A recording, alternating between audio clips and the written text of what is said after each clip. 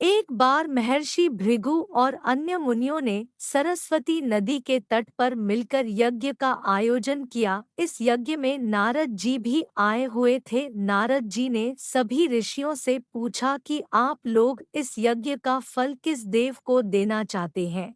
तब इस पर ऋषियों का जवाब था कि वह इस यज्ञ का फल तीनों देवों में सबसे श्रेष्ठ देव को ही देंगे। लेकिन एक बहुत बड़ी समस्या यह थी कि ब्रह्मा, विष्णु और महेश में सबसे श्रेष्ठ कौन है, इसका निर्धारण कैसे किया जाए, इसका कोई निष्कर्ष न निकलता देख ऋषि मुनियों ने त्रिदेवों की परीक्षा लेने का निश्चय किया और माजी के मानस पुत्र महर्षि भृगु को इस कार्य के लिए नियुक्त किया।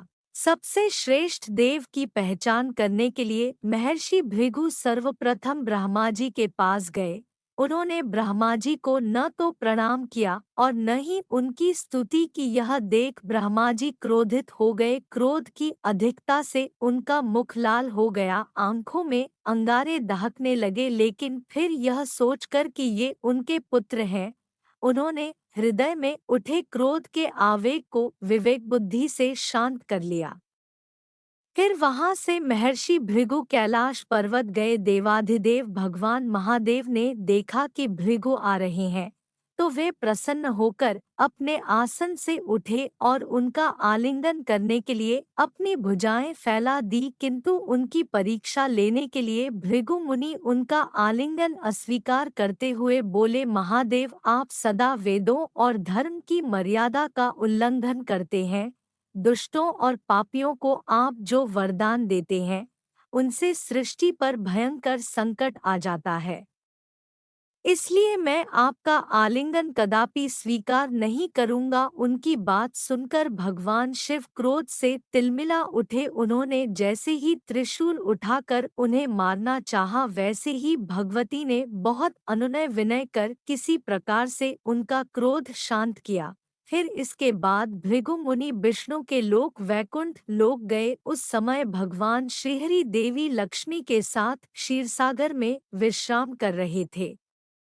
भृगु ने जाते ही भगवान विष्णु के छाती पर लात मारी। भक्त वत्सल भगवान विष्णु शीघ्र ही अपने आसन से उठ खड़े हुए और उन्हें प्रणाम करके उनके चरण सहलाते हुए बोले, भगवन, आपके पाँव में कहीं चोट तो नहीं लगी? कृपया इस आसन पर विश्राम कीजिए। भगवन, मुझे आपके शुभ आगमन का ज्ञान न था, इसलिए मैं आपका स्वागत नहीं कर सका। आपके चरणों का स्पर्श तीर्थों को पवित्र करने वाला है। आपके चरणों के स्पर्श से आज मैं धन्य हो गया। भगवान विष्णु का यह प्रेम व्यवहार देखकर महर्षि भृगु की आंखों से अश्रु बहने लगे। उसके बाद वे ऋषि मुनियों के पास लौट आए और ब्रह्मा जी, शिवजी और श्रीहरि के यहाँ के सभी अनुभव विस्तार से कह बताए। उनके अनुभव सुनकर सभी ऋषि मुनि बड़े हैरान हुए और उनके सभी संदेह दूर हो गए। तभी से वे भगवान विष्णु को सर्वश्रेष्ठ मानकर उनकी पूजा अर्चना करने लगे। अगर आपको यह कहानी अच्छी लगी हो तो वीडियो को लाइक जरूर करें और भी ऐसी मजेदार वीडियोस के लिए चैनल को सब्सक्राइब जरूर कर लें।